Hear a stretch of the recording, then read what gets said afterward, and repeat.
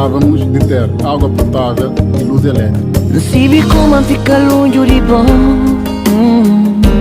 de o tempo, mas se vi como a bola porta mamá, amigo filho querido.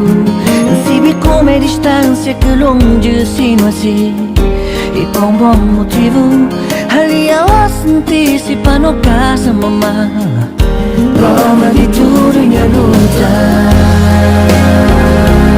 Alors vous êtes les bienvenus chez Aourak Hassan, qui est le directeur de musée de la faculté des sciences et qui va vous expliquer un peu ce qu'il y a dedans. Et à lui la parole. Je vous souhaite la bienvenue au musée.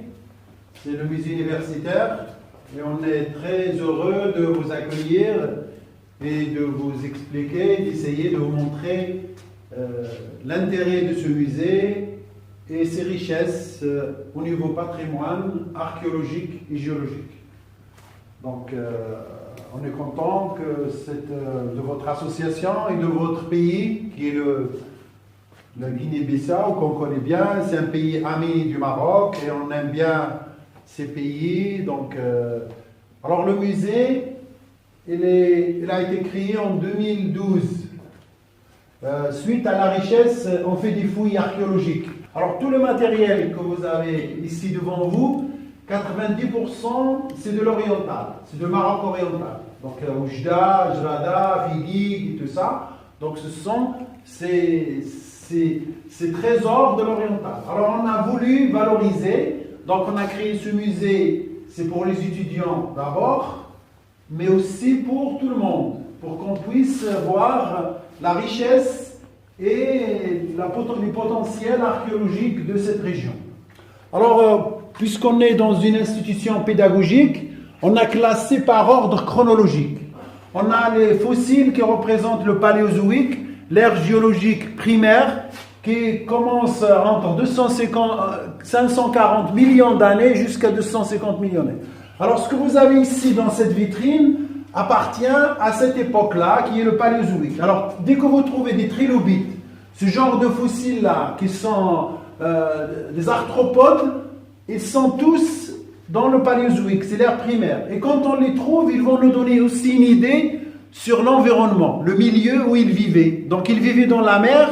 Et maintenant, si on les trouve maintenant à Jbel Hamra ou dans un autre endroit, on sait que la mer était là et il s'est retiré. Donc ça, maintenant, il nous donne, pour ceux qui font de la géologie, elle nous donne des informations sur l'âge des terrains, mais en même temps, il nous donne des idées sur la reconstitution paléo-environnementale. Alors ça, et puis donc, nous avons ici des trilobites, mais aussi des autres céphalopodes, des orthocéras, on a aussi des végétaux fossiles, parce que la région du Maroc oriental, il y a beaucoup de régions minières, il y a le charbon. Donc il y avait une mine de charbon à Jrada qui est constituée, comme vous savez, donc d'une ancienne forêt qui s'est transformée après se décondition en charbon. Alors on passe au secondaire. Le secondaire, c'est cette période qui est entre 250 millions d'années et 65 millions d'années. Donc après, je vous laisse le temps de regarder, de photographier, de poser des questions. Alors qu'est-ce qui est l'animal, le fossile le plus important? Ce sont les dinosaures. Alors on a trouvé des dinosaures, je suis sûr que dans votre pays il y a plein de fossiles, animaux, végétaux et que vous pouvez aussi donc valoriser. Donc notre but de ce musée, c'est de valoriser le patrimoine, le faire connaître aux gens, aux étudiants, à la population, aux visiteurs, à nos hôtes, comme vous quand vous venez ici. Donc ça vous donne une idée de ce qu'il y a dans l'oriental. Alors il y a les dinosaures, ceux qui sont à l'entrée de la fac, vous les avez vus les dinosaures, après on peut faire des photos si vous voulez, c'est qu'il y avait des dinosaures herbivores et des dinosaures qui sont carnivores. Alors soit on trouve les fossiles sous forme de traces de pas, soit on les trouve aussi sous forme d'os. Donc nous on a les deux, on a un gisement à Tendrara, on a un gisement à Ish. Donc ça on a aussi les ammonites. Donc les fameuses ammonites que vous voyez ici, ce sont aussi caractéristiques de l'ère secondaire. Après le tertiaire, nous avons d'autres fossiles qui sont beaucoup de coquillages et tout ça. Donc ça reste une autre étape. Après, on a le quaternaire. Alors là, le quaternaire se caractérise par l'apparition de l'homme. Alors l'homme, c'est là. Alors qu'est-ce qu'on trouve? On trouve des restes qui sont de l'homme, si on a de la chance. On trouve des restes d'animaux qui a chassé. Et on trouve aussi ce qui est devant vous ici. Ce sont des outils de la présence de l'homme. Donc l'homme, à l'époque, il n'y avait pas de couteau, ni de fourchette, ni de hache. Mais qu'est-ce qu'il y a? Il y avait des roches et il doit transformer ces roches en des outils. Ce sont des outils qui sont très simples. Donc si vous regardez derrière vous, il y a un petit panneau qui explique la taille. Donc l'objet, donc il prend un caillou. Je vais vous montrer, je vais faire une petite démonstration. Le but, c'est de transformer un caillou, un galet, en un outil tranchant. Donc c'est ça qu'il fait en train de tailler le bonhomme. Alors c'est ça le résultat. Alors qu'est-ce qu'il fait? Donc la première étape, c'est de prendre un caillou comme ça. Donc je fais rapidement. Alors ça, c'est ce qu'on appelle un percuteur. Donc il va essayer, mais il avait dans l'idée, c'est de fabriquer un outil. Il ne va pas casser n'importe comment. Donc il va suivre des étapes pour en faire un joli, quelque chose qui va couper. Donc il va enlever, il va frapper, il va enlever ce qu'on va appeler un éclat. Et après, donc il va enlever un autre morceau et va le transformer, comme vous voyez ici, en un outil qui sera tranchant. Après, il va apporter des perfectionnements, des retouches. Alors ce qu'on appelle comme ça, donc vous avez vu, il a transformé un caillou en un outil qui va servir à quelque chose, à couper, à tout ça. Donc c'est ça qu'on a trouvé dans la région. Donc l'homme préhistorique, il existait dans la région par preuve qu'il y a l'existence de ces outils. Donc je suis sûr que vous avez aussi chez vous des outils qui ont été fabriqués par l'homme. Donc en cherchant, il y a des spécialistes et qui cherchent. L'Afrique, c'est le berceau de l'humanité. Les plus anciennes traces d'activité humaine, ils ont été trouvés en Afrique. Et après, l'homme s'est dispersé dans tout le monde. Donc c'est ça qui est fait l'avantage de notre continent. C'est elle qui a livré les plus anciennes traces d'activité humaine. Après, il y a un progrès. Donc l'homme aussi, il améliore, il perfectionne les outils et on va voir qu'il y a un gradient évolutif. Donc vous voyez qu'il y a des pointes ici, il y a ce qu'on appelle un biface. Un biface, c'est qu'il est taillé des deux côtés. Regardez la différence entre celui-là qu'on appelle un chopper, un chopping tool. Donc c'est un galet aménagé. Regardez celui-là, ce qu'on appelle un biface. Donc il est taillé des deux côtés. Vous avez une symétrie et il y a ces tranchants. Donc regardez ici. Donc regardez, donc c'est tranchant et ça il peut couper. Donc ça, le biface, on appelle ça un couteau suisse. Vous connaissez le couteau suisse? Le couteau suisse, il fait tout. Donc il peut couper, il peut servir. Donc pour les préhistoriens, ça c'est un biface, donc il fait tout. Donc il y a l'intelligence, il avait fabriqué un outil mais qui est joli. Donc il y a la notion d'esthétisme, de faire de quelque chose de beau. Donc il y avait le premier geste de l'homme, c'est fabriquer un outil, mais après il y a une amélioration. Donc après il a fabriqué cet outil qui est très joli. Et après vous voyez qu'il y a des pointes de flèches, après il y a des haches. Donc ça, il y a une perfection. Ça on n'a pas trouvé ça, mais on a fait pour expliquer. Donc c'est ces outils-là qui sont montés, donc justement pour expliquer. Alors il y a une époque qu'on appelait le paléolithique. L'homme, il vivait dans les grottes, il vivait de la chasse et il se déplace. Après, l'homme, si vous regardez derrière, il y a une photo, c'est l'apparition de l'agriculture. L'homme, maintenant, il commence à se sédentariser, à se stabiliser dans un endroit bien précis. Alors, quels sont les outils qu'on trouve? On trouve des outils qui sont en rapport avec le nouveau mode de vie. Il s'intéresse à l'agriculture, qu'on n'a pas ici. Il y a l'élevage. Avant, c'était un chasseur.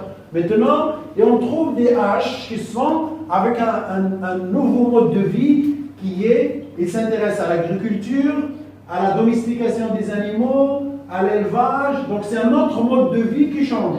Donc, et ça, on a enregistré. Alors, tout ça, ce sont des documents archéologiques. Nous, on fait les fouilles archéologiques et on sort ces objets et on essaie de les interpréter. Donc, ça, en général. Après, si vous regardez derrière vous, D'autres traces de l'homme, il s'intéresse à l'art. À l'art, il fait des gravures. Ça, c'est au sud du Maroc, dans une ville qui s'appelle Figuig, ou Ish, dans un oasis.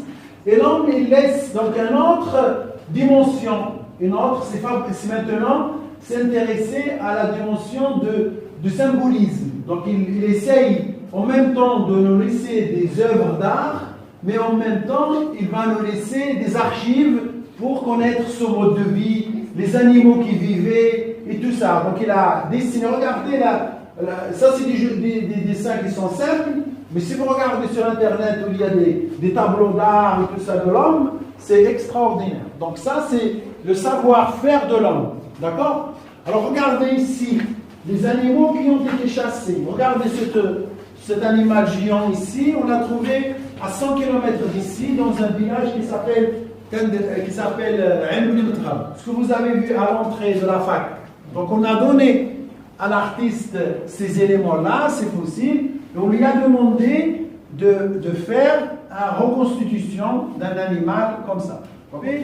Ici, on a essayé de faire un peu la chronologie, donc du plus ancien vers le plus récent. Donc ça, ce sont les civilisations préhistoriques. Donc en fonction de découvertes qu'on a trouvées, on peut les classer dans un ordre chronologique. Donc le plus ancien, ce que vous avez dans la vitrine ici. Donc le plus ancien, ça montre que la région, elle a été habitée par plusieurs sociétés humaines, groupes humains. Et chacun, il a laissé des traces. Et ces traces nous ont permis de savoir leur mode de vie, ce qu'ils avaient laissé comme indice de leur civilisation. Donc c'est ça qui nous a fait la richesse de ce musée. Elle réside dans le fait qu'il y a beaucoup de matériel dans la région de l'Oriental, la richesse et la succession de plusieurs civilisations. Donc ça c'est important de le signaler que cette région est très riche du point de vue matériel, archéologique, géologique, et qui a été occupée par des peuplements très anciens. Alors regardez ici, nous avons un peu le monsieur qui essaye de fabriquer des outils, comme je vous ai montré tout à l'heure. Donc il prend un percuteur et il essaye. Donc ça, c'est très beau pour... Alors ici, vous avez un crâne, c'est de Taforal, donc l'homme préhistorique. Ça, c'est un homme préhistorique très ancien. On a fait les datations. Alors, on fait appel à des physiciens, à des mathématiciens qui nous font des datations. Donc il y a des méthodes de dater. Par exemple, moi, je peux vous donner une datation qui s'appelle donc biostratigraphique ou biochronologique. Un fossile, par exemple, le trilobite que je vous ai montré tout à l'heure, dès que vous le trouvez, il vous donne une idée de l'âge. D'accord? Ça, c'est biochronologie. Alors maintenant, il y a la méthode de datation carbone 14. Vous connaissez le carbone 14. Vous avez l'uranium, thorium. Il y a plusieurs méthodes qui nous permettent de dater ces fossiles ou bien des couches. Donc, on travaille dans une équipe pluridisciplinaire avec beaucoup de disciplines. Il y a la géologie, il y a la physique, il y a la botanique pour connaître les végétaux anciens, il y a la micropaléontologie, c'est-à-dire les petits fossiles qui vont nous donner aussi des précisions. Alors on a trouvé le crâne de Taforalt, et là, si vous regardez avec moi, il y a une sorte, comme un trou ici. Alors qu'est-ce qu'ils ont pensé, les spécialistes? Que c'est une opération au niveau du crâne. Regardez ici l'ouverture, vous regardez la photo, elle s'est cicatrisée. C'est-à-dire le trou, il s'est bouché, donc il y avait une opération dans la préhistoire. Pour vous dire que l'homme préhistorique, il était aussi intelligent comme nous, ou même plus. Donc il avait aussi pratiqué la médecine, vous avez vu, il a pratiqué l'art, il a fait plein de choses extraordinaires, fabriquer des outils. Vous avez vu la beauté des outils qu'il a fabriqués. Donc ça nous donne une idée de son intelligence, de son savoir-faire, que c'était un homme comme nous, qui s'il était là, il aurait aussi utilisé les outils qu'on utilise actuellement. Alors là, les spécialistes, ils montrent, ils disent, c'est ça la grotte de Taforalt, ils disent que il a pratiqué une opération au niveau de la tête et que l'individu, il a vécu, il a survécu. Il n'est pas mort tout de suite. Donc, regardez la cicatrisation. Donc, le trou, il essaie de se boucher et l'individu a... Donc, ici, on le trouve ici dans ce crâne-là de Taforet. Et les physiciens, ils nous ont donné un âge de 11 000 ans. Donc, la datation carbone 14, il a donné 11 000 ans et c'est parmi les plus anciennes opérations qui ont été fabriquées dans le monde. Alors ici, nous avons une collection aussi des autres restes humains du Maroc. Donc ici, nous avons un tableau et on les a classés dans un ordre chronologique. Donc si vous regardez de près qu'il y a un peu de changement au niveau de la tête, morphologie, donc, mais ça reste des êtres humains, mais avec quelques changements. Donc on a trouvé au Maroc, si vous avez suivi les informations, c'est le plus ancien Homo sapiens. Donc ça, il a été découvert au Maroc et c'est publié dans une revue. Vous connaissez la revue Nature? C'est une revue prestigieuse qui ne publie que des choses originales et de haute qualité. Donc il s'est publié. Donc ça, vous regardez qu'il y a un peu de changement par rapport à nous. Il y a quelques bourrelets, tout ça, mais ça reste toujours un être humain. Alors ce que je vous ai dit tout à l'heure, ça c'est une montagne et c'est un musée à ciel ouvert. Donc vous regardez, il a laissé un art, l'homme préhistorique, donc il a laissé ses œuvres d'art, et qu'on peut dater, ça c'est 6000, donc 6000 ans, 3000 ans, c'est pas très vieux, ce qu'on appelle la proto-histoire, entre la préhistoire et l'histoire. Donc il y a une période, les mythos, l'âge des mythos, quand l'homme a pu transformer, il a découvert le métal, le fer, et les autres. Alors ici, nous avons aussi des crânes, mais d'Europe. On a comparé avec la France, l'Espagne, et plein de choses. Et ça, c'est la matière première. Donc l'homme, pour fabriquer des outils, il ne fabrique pas avec n'importe quelle matière. Il va chercher ce qu'on appelle le silex. C'est une roche, vous pouvez le regarder ici, c'est une roche qui est facile et donne des bons résultats parce que si vous voulez, le but de fabriquer des outils, il faut que ce soit tranchant. Mais il choisit la matière. Donc il utilise le silex ou bien ce qu'on appelle l'obsidienne. C'est une roche volcanique. Ces roches volcaniques, ils donnent de bons résultats pour les outils. Et on peut aussi trouver que l'homme a fabriqué des outils. Il ne s'intéresse pas uniquement à la chasse ou à chercher à manger, mais il cherche aussi sa présentation. Alors, soit il cherche des coquilles pour faire un collier, comme ça, regardez, ça c'est joli. Alors, on trouve aussi pour l'homme ancien. Alors, il a fabriqué soit des choses anciennes, soit avec le coquille d'œuf d'autruche. L'autruche, vous connaissez l'autruche? Avestros. Regardez aussi des pièces d'art de l'homme préhistorique. Donc, pour montrer que l'homme, il avait pensé aussi à sa présentation, non pas simplement pour chercher à l'habitat ou bien à se nourrir. Donc ici, nous avons les minéraux de la région. Donc ça, avec les noms que vous avez. Et aussi, on a essayé pour les enfants, par exemple, un fouet de queue ou un varan. Donc on essaye de lui représenter ça. Ça donne une idée de l'animal. Même s'il n'a pas pu aller au Sahara, il peut regarder ces animaux.